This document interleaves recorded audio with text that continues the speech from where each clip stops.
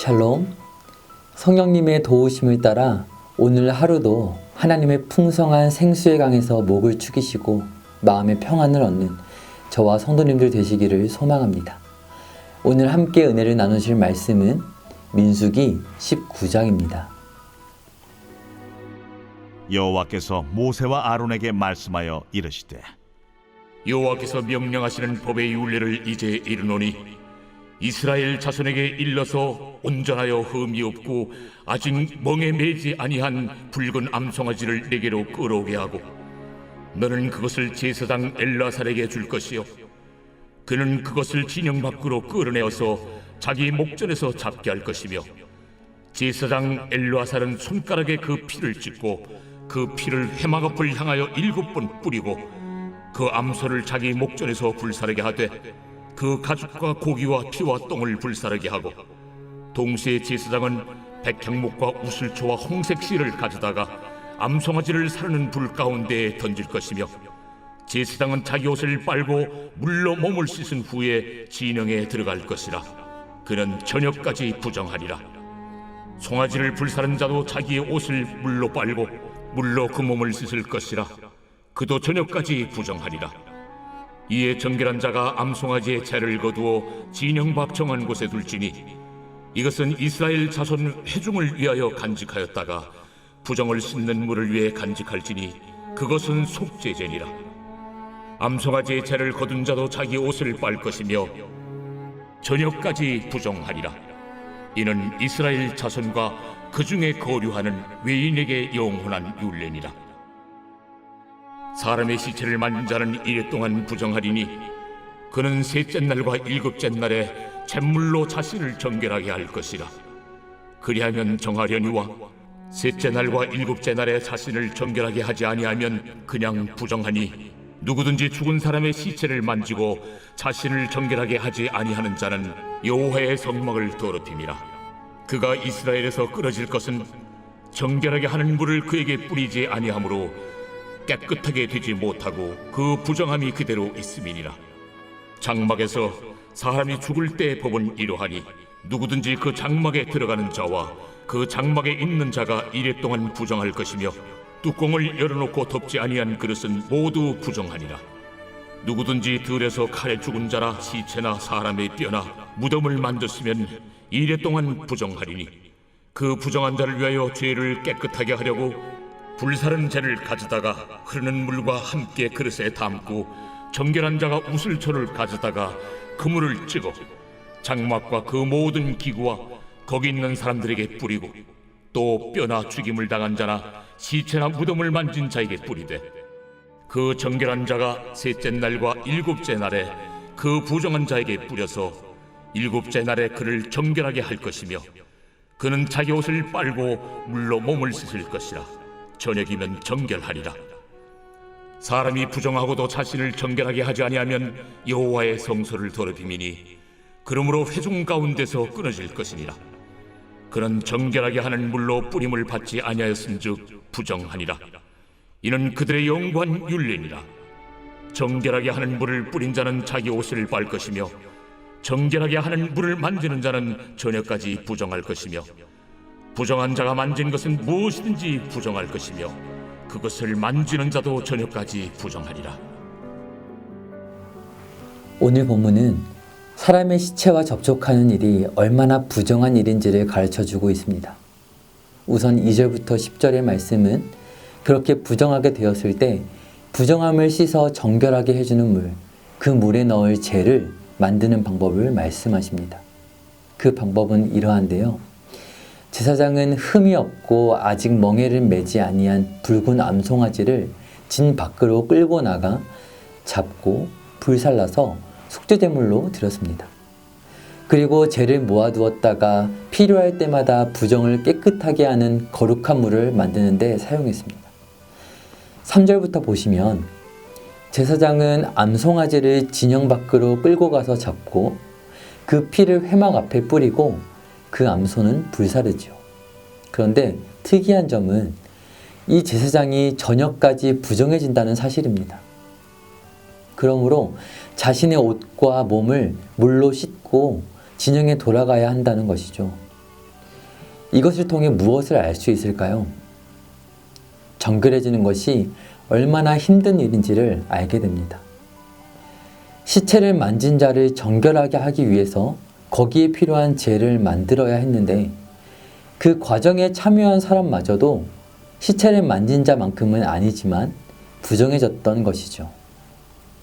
이렇게 해서 어렵게 시체와 접촉한 자를 정결하게 하는 물을 만들었다면 이제 본론은 11절부터입니다.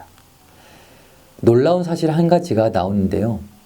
11절에서 13절을 보면 시체를 만진 자에 대하여 말하고 있지만 14절에서 19절의 말씀은 시체와 함께 같은 공간에 있었던 사람이나 그러한 장소의 그릇 등 각종 기구들까지 부정하게 된다 말씀하고 있다는 것입니다.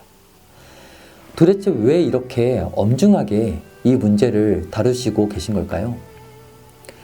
오늘 본문은 레위기 11장에서 어떠한 죽은 짐승이라도 만지게 되면 부정하다 하신 말씀을 떠오르게 합니다. 짐승이나 사람이나 공통적으로 그 시체를 부정하다고 하심으로써 무엇을 가르쳐주고자 하시는 것일까요? 그것은 바로 로마서 6장의 말씀처럼 죽음이란 원래 있었던 것이 아니라 죄로 인해 생겨난 것이라는 사실을 가르쳐 주시는 것입니다. 그래서 죽음에 이르게 하는 죄가 얼마나 사람의 마음을 부정하게 하는지 그 강력한 파괴력을 가르쳐 주시는 것입니다. 그렇다면 이렇게 부정하게 된 자가 만일 정결예식을 행하지 않으면 어떻게 될까요? 함께 13절 말씀을 보실까요? 누구든지 죽은 사람의 시체를 만지고 자신을 정결하게 하지 아니하는 자는 여호와의 성막을 더럽힘이라. 그가 이스라엘에서 끊어질 것은 아멘. 정결의식을 거행하지 않으면요, 그 결과 이스라엘에서 끊어지는 것, 곧 죽음이라는 무시무시한 결말이 있었습니다. 이것을 20절에서도 동일하게 반복해서 경고하십니다. 왜 그럴까요? 여호와의 성소를 더럽히게 될 것이며 그가 만진 것이 부정하고 또 그것을 만진 자 또한 부정하게 될 것이기 때문이었습니다. 그런데요, 이상한 것은 이러한 부정함을 정결하게 하는 정결 예식이 생각보다 단순한 방식이라는 점입니다. 심지어 일반 백성이 아닌 제사장이 부정하게 된 이 상황에서조차 말입니다. 그 해결책은 바로 단순히 정결한 자라면 일반 백성 그 누구든지 부정한 자에게 나아와 정결하게 하는 물을 뿌려주기만 하면 된다는 것입니다. 물론 7일이 지나고 옷을 빨고 목욕을 해야 했지만 부정한 그 결과의 무거움에 비하면 너무나 싱거운 방식입니다. 여기에서 중요한 것은요, 외부에서 뿌려지는 물로 정결케 된다는 사실입니다. 오늘의 말씀은 우리의 영적인 생활에 대하여 깊이 이해할 수 있게 해주는 말씀입니다. 신약에서 요한복음을 보면 성령님은 물과 성령이라는 표현으로 물과 함께 거론되곤 하십니다. 여기서 물은 무엇일까요? 바로 부정한 것을 씻어내어 정결하게 하는 것을 의미합니다. 제사장마저도 아무리 정결하게 하는 죄를 만드는 것 같은 선한 일을 감당함에도 불구하고 부정해지는데, 이럴 때 정결하게 하는 물이 부어져야만 정결케 될 수 있었습니다. 이것은 바로 성령님의 역할을 보여주는 것입니다. 우리가 아무리 구원받은 성도라 할지라도 이 죄 많은 세상을 살아가는 동안은 계속해서 부정해질 수밖에 없습니다. 끝없는 사탄의 불화살이 빗발쳐 날아오기에 믿음의 방패를 들어도 그 화살들에 맞고 또 맞고 의의 흉갑에 틈이라도 생기면 영적인 급소에 치명적인 상처를 입고 쓰러지게 되어 있는 것이죠.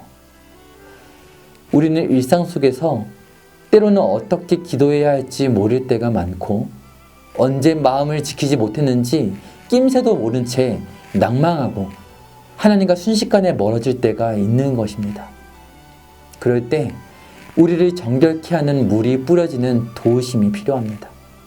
그리고 그 도움은 바로 우리가 마땅히 기도할 바를 알지 못하지만 그럼에도 기도의 무릎을 꿇고 나아갈 때 임하게 됩니다. 이와 같이 성령도 우리의 연약함을 도우시나니 우리는 마땅히 기도할 바를 알지 못하나 오직 성령이 말할 수 없는 탄식으로 우리를 위하여 친히 간구하시느니라. 아멘. 로마서의 말씀입니다. 성령님께서 말할 수 없는 탄식으로 우리를 위해 친히 간구해 주시는 것입니다.